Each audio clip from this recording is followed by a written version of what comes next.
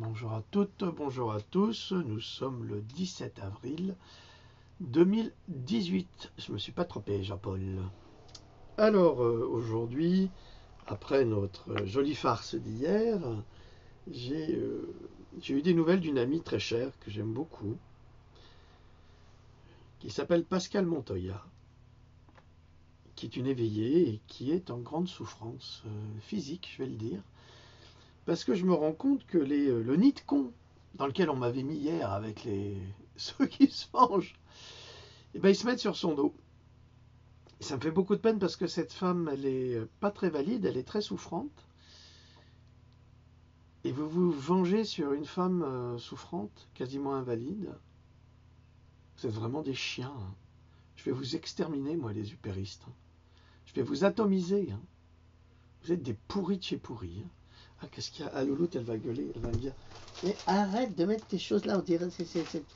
Bon, bref, cette porcherie là, c'est pas ça, c'est tombé dans ma poubelle, elle est pleine, alors c'est. Voilà. Mais je vais quand même vous atomiser parce que vous attaquez à des gens invalides, même s'ils ont tout leur esprit, c'est vraiment dégueulasse. Dégueulasse. Laissez les autres avoir des opinions. Et si vous en êtes incapable, vous dégagez parce que ça commence à être insupportable. En plus, j'ai encore eu des informations sur votre patron.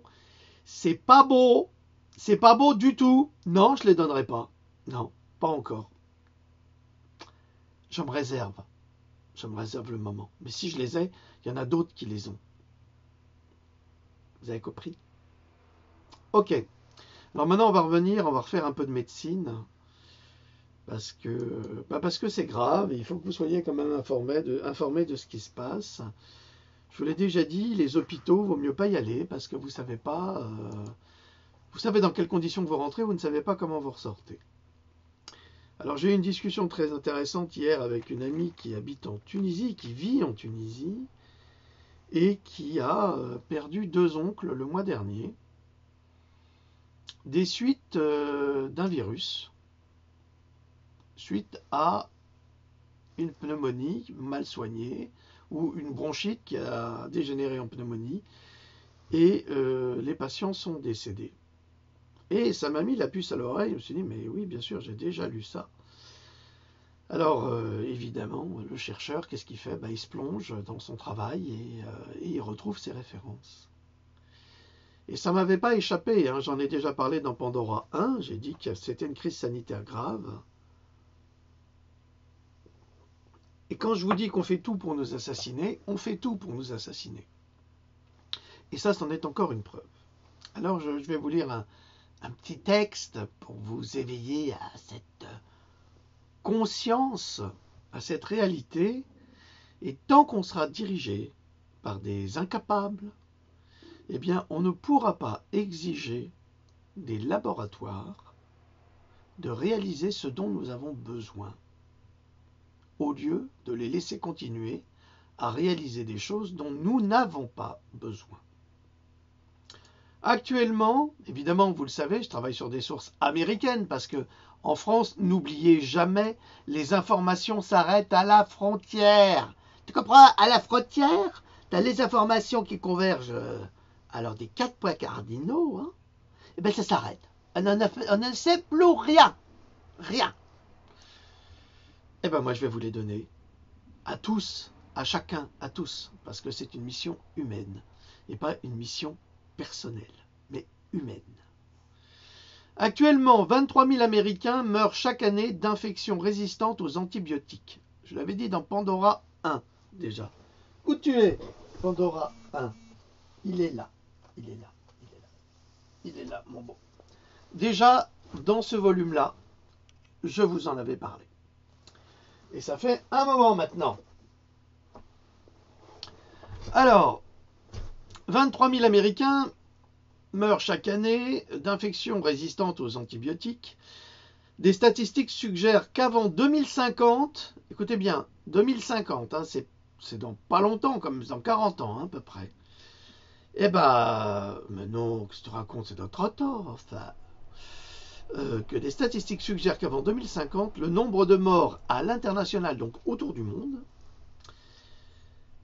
de la maladie résistante aux antibiotiques s'étendra à 10 millions de personnes par an à cause d'un facteur significatif de bactéries résistantes aux antibiotiques dû à l'utilisation ordinaire d'antibiotiques dans l'élevage et l'agriculture.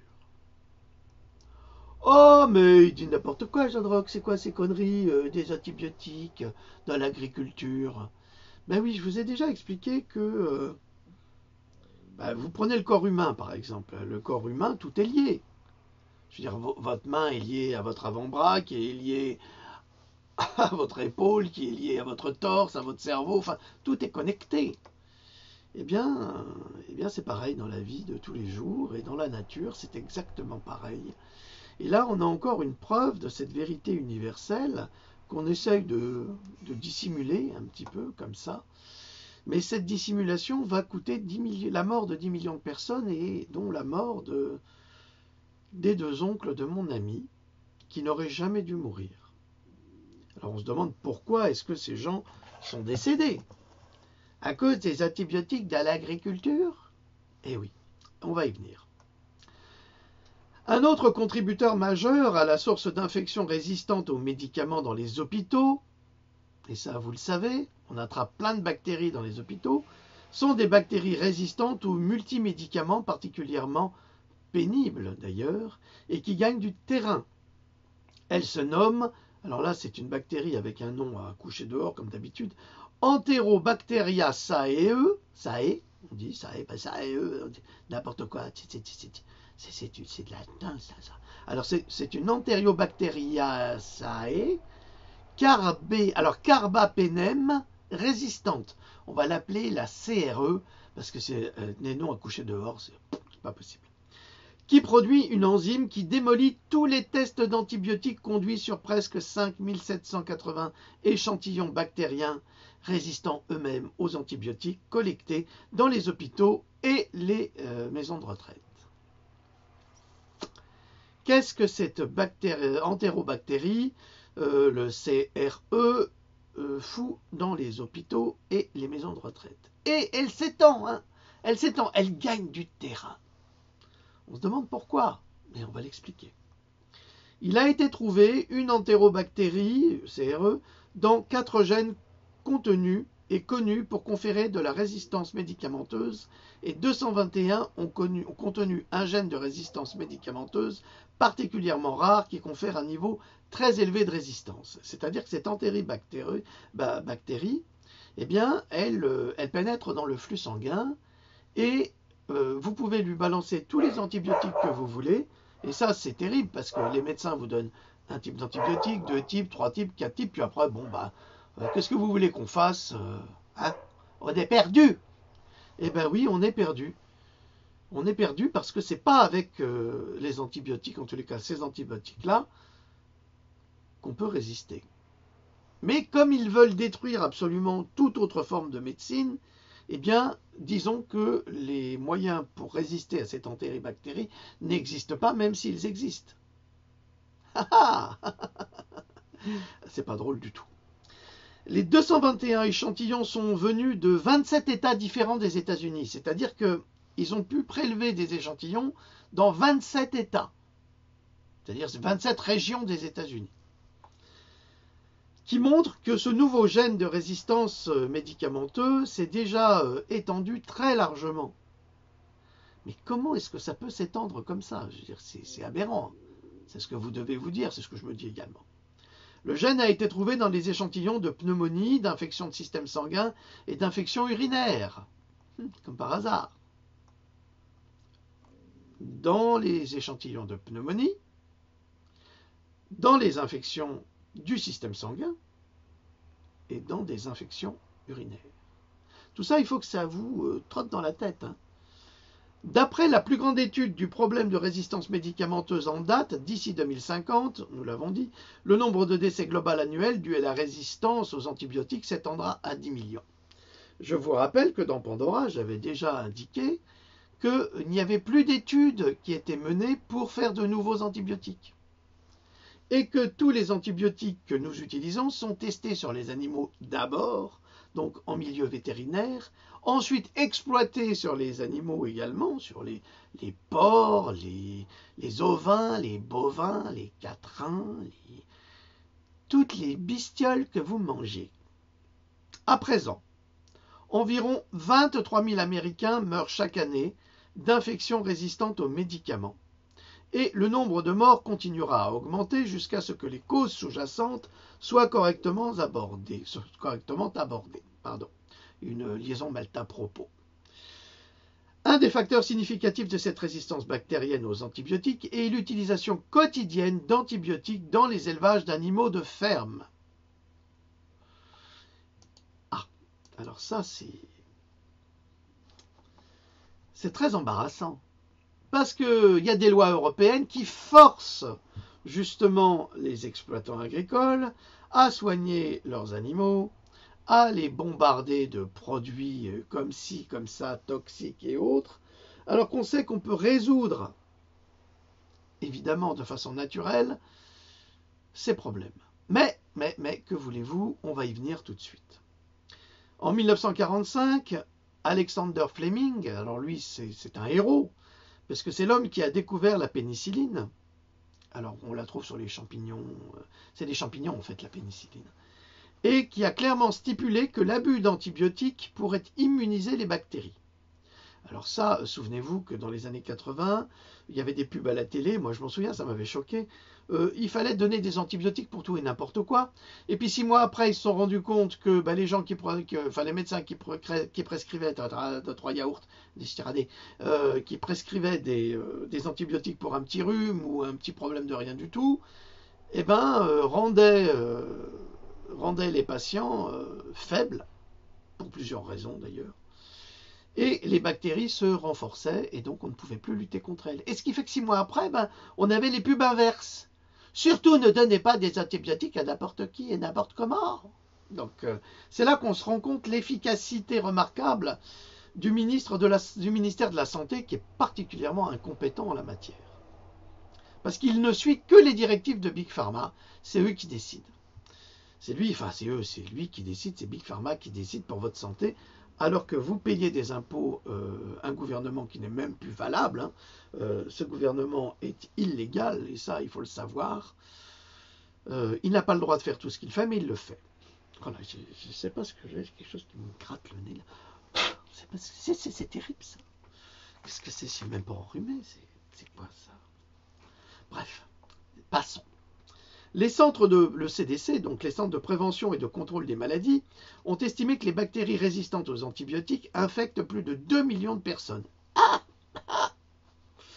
2 millions de personnes par an sont infectées par ces bactéries résistantes aux antibiotiques. Au moins 23 000 de celles-ci en meurent. Et ça fait partie des statistiques, mais ça c'est qu'aux États-Unis, mais c'est dans le monde entier, puisque les oncles de mon ami sont décédés en Tunisie. Une partie significative de cet abus implique l'alimentation des animaux dans laquelle on ajoute des antibiotiques que nous consommons. Mais il n'y a pas que ça, ils sont aussi vaccinés. Les fermiers, pour éviter les maladies et faire grandir plus rapidement leur bétail, utilisent cette méthode de protection qui détruit en fait la vie des humains. T'as compris? Quand tu manges de la viande de ferme, des cochons, malheureusement des chevaux, c'est honteux, mais enfin bref, des poulets, enfin tous ces animaux-là, eh bien pour éviter qu'ils tombent malades, on leur donne des antibiotiques. Mais, alors on dit mieux vaut prévenir que guérir, mais dans le cadre de la prévention, là, on assassine toute l'espèce humaine qui consomme ces animaux-là. Ben oui, parce que ces antibiotiques, eh bien, rendent les bactéries résistantes qui grandissent avec, et qui créent leur propre défense. Vous comprenez? Ce qui fait qu'après, on ne peut plus les éliminer. En 2013, l'organe de certification des aliments et des médicaments est finalement intervenu demandant à l'industrie pharmaceutique d'arrêter de vendre des antibiotiques sous prétexte de promouvoir la croissance des animaux d'élevage avant décembre 2016. Mais que voulez-vous? c'est pas ça qui empêche les labos de continuer à vendre, parce que la seule chose qui les intéresse, c'est du pognon, c'est du fric, et c'est certainement pas votre santé. La preuve. L'agence admet toujours que l'utilisation des médicaments pour la prévention des maladies, cependant, c'est-à-dire repousser les infections des animaux qui ne sont pas encore déclarées, n'est pas une bonne attitude à suivre. C'est même dangereux, la preuve est là, et nous le payons. En principe, cela pourrait sembler raisonnable, mais cela n'est pas le cas. Comme noté par l'Institut pour l'agriculture et la politique commerciale en 2016, la diffusion rapide de nouvelles maladies est une raison évidente pour laquelle l'expansion de production animale de style d'usine est vue comme non durable. C'est-à-dire que toutes les super productions de porcs, de vaches, de veaux, de moutons, eh bien, sont à la limite toxiques pour l'humanité parce qu'on ne peut pas faire de gros élevages, parce que les gros élevages amènent inévitablement des bactéries. On doit faire des élevages raisonnés, en petite quantité, mais éparpillés ici et là. Ce qui fait que c'est moins polluant et c'est mieux géré par la nature elle-même. Et là, on a la preuve scientifique par un scientifique qui s'appelle Steve Wing, c'est W-I-N-G, vous pourrez chercher sur Internet. Ancien maître de conférences et professeur associé, épidémiologiste à l'University of North Carolina at Chapel Hill. Et il parle des impacts sur la santé humaine des fermes-usines. Les fermes-usines, il n'y a rien de plus satanique que cela. Et vous les avez vus, vous avez vu les élevages de porcs, c'est monstrueux. Les élevages de tous les animaux, c'est monstrueux. Ils sont élevés contre tous les respects humains, en fait. On est passé de centaines de porcs à des milliers de porcs dans ces exploitations. Les distributions de nourriture se font automatiquement. Il y a d'énormes ventilateurs qui expulsent en dehors de ces hangars les poussières et les gaz des porcs à l'extérieur et qui polluent inévitablement les environs en rendant malades les habitants limitrophes. Tous les liquides et les excréments sont évacués dans des lacs artificiels, des bacs de contention, puis épandus sur les cultures agricoles, pour peu que les exploitations soient en terrain inondable.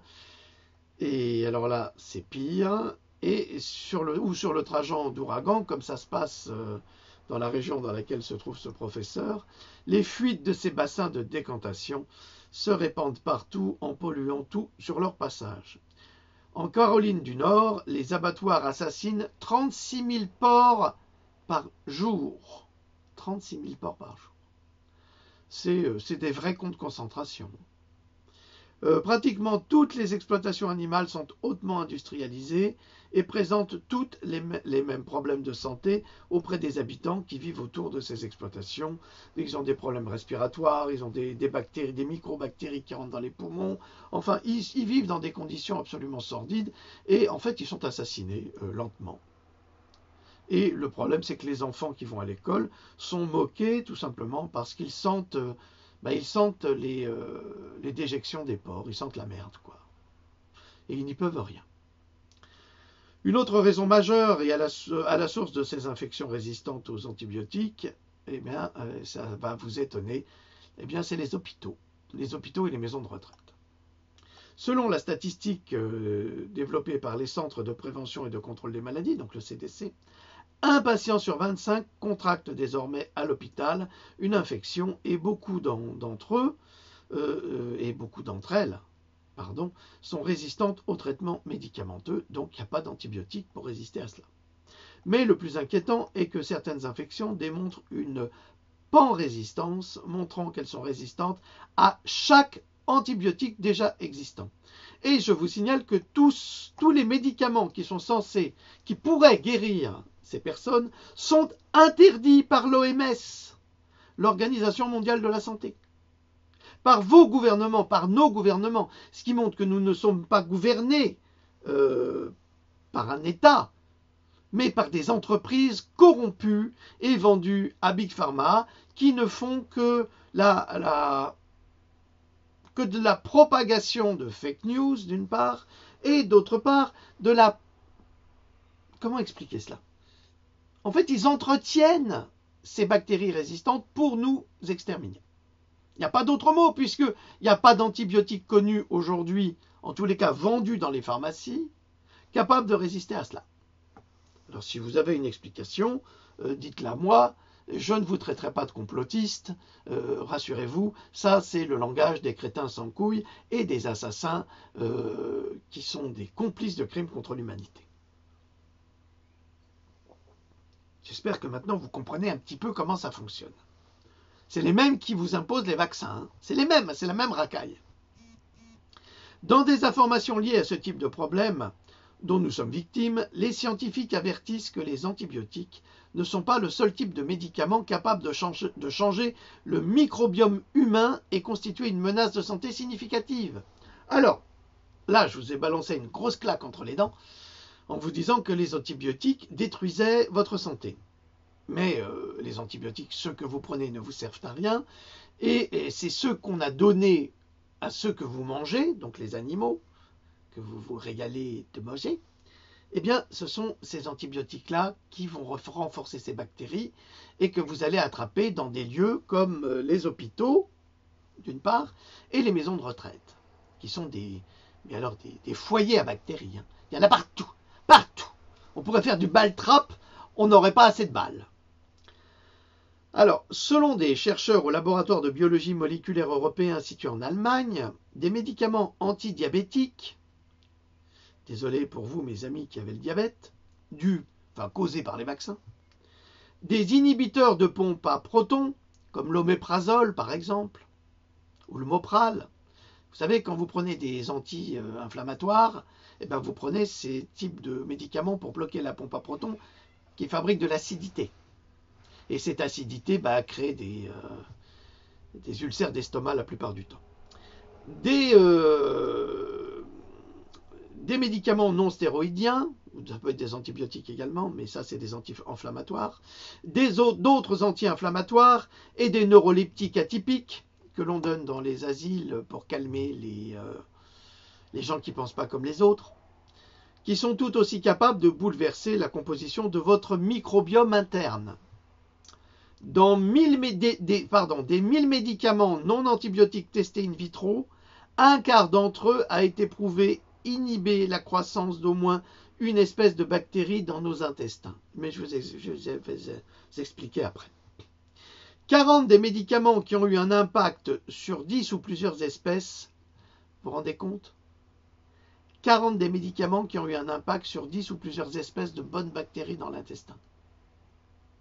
Ça veut dire qu'il y a plus de 40 médicaments là, dans le cas présent, qui ont eu un impact sur 10 espèces de bactéries qui sont nécessaires dans votre microbiome interne. Comme prévu, 78% des médicaments antibactériens testés ont inhibé une ou plusieurs espèces de bactéries de l'intestin, mais fait surprenant que tant de médicaments conçus pour cibler les cellules humaines et pas les microbes ont été aussi prouvés pour affecter le microbiome, a surpris les scientifiques. Le senior professeur Pierre Bork a commenté dans ses conclusions: le nombre de médicaments sans rapport qui frappent des microbes de l'intestin créant des dommages collatéraux était surprenant. D'autant plus que nous montrons que le nombre réel est susceptible d'être encore plus élevé. Les médicaments pour les humains ciblés inhiberaient la croissance bactérienne si exposés aux doses les plus hautes et plus près des concentrations physiologiques. Et l'analyse indique également que si plus d'espèces de bactéries de l'intestin étaient testées, la fraction de médicaments humains ciblés avec l'activité anticommensale augmenterait.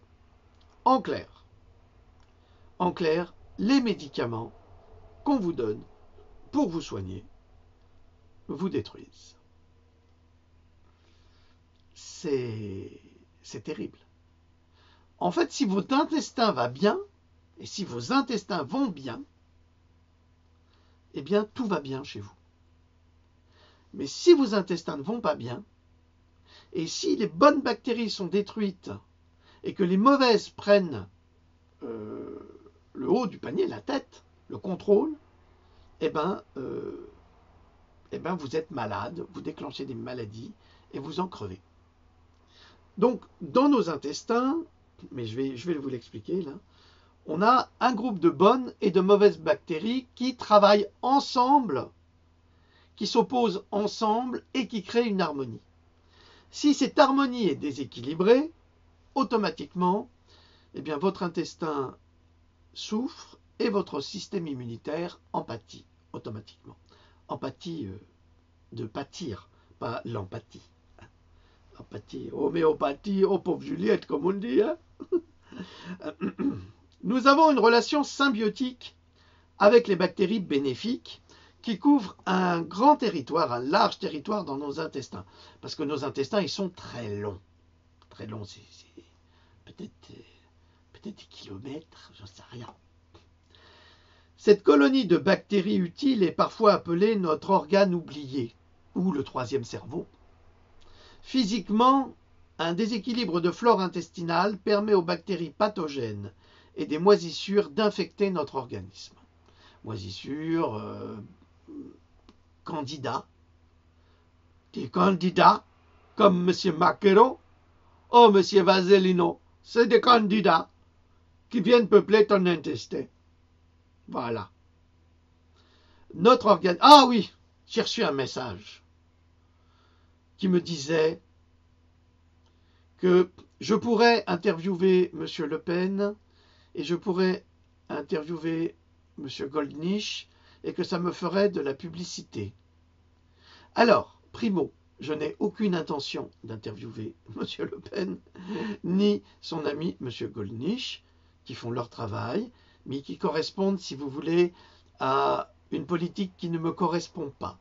Mais je respecte leur travail, je n'ai rien à dire là-dessus, ils font ce qu'ils veulent. Et je n'ai pas besoin de me faire de la pub en interviewant ces messieurs. Je réponds à la personne qui m'a écrit, et puis comme ça, j'en fais participer tout le monde. Voilà. Chacun chez soi, et puis c'est tout. Voilà. Je reprends.